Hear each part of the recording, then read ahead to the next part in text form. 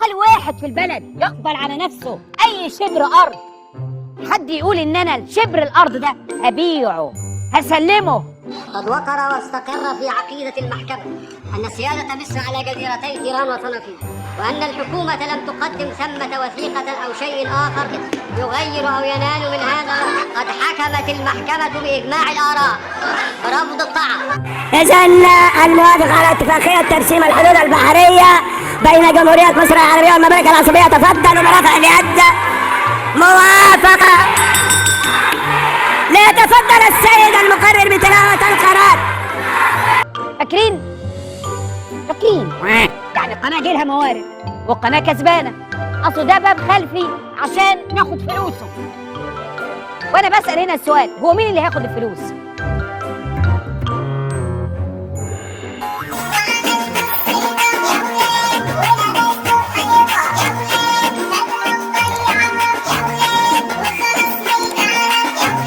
أتمنى أن يبقى في صدق أمام الصدق، قسما بالله لم أتحدث كذبا قط في أي حاجة. يا راجل من غير حلفان ما باين على وجهك. طب أنا بقى جيت في الحلقة 2014 قلت لكم أنا لها عايز الأول أغني الناس، أغنيهم، بدل ما بياخد 1000 يبقى بياخد 1500 2000. اديتكم وعود جميلة. انت المواطن ممكن يشعر ببعض التحسن في حياته، سواء صحة أو تعليم أو حياته. سنتين. طبعا. ربنا يكرمه يا رب المواطن سريع. إن شاء الله. واصحي لا بحلق بيها دقني. تغلى ليه فهمني بس، يعني دي من مشتقات الدقيقة. يا عم ارحمني يا عم. مش عارفين ناكل عيالنا، مش عارفين ندفع ايجارنا، مش عارفين نعمل حاجة. ده الناس كترت عيالي، اقسم بالله في ناس كترت عيالي، والله في حريم بتسيب بيوتها يا ريس وتمشي من مسؤولية عيالي، ما عادتش قادرة. والله يا جماعة أنا بروح السوق برجع معيطة، بعدي العربيات وأنا بتمنى أي عربية تشيلني وارتاح. احنا محتاجين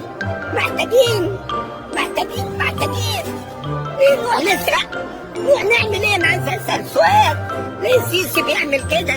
ليه؟ انا عايز اسال سؤال، ليه؟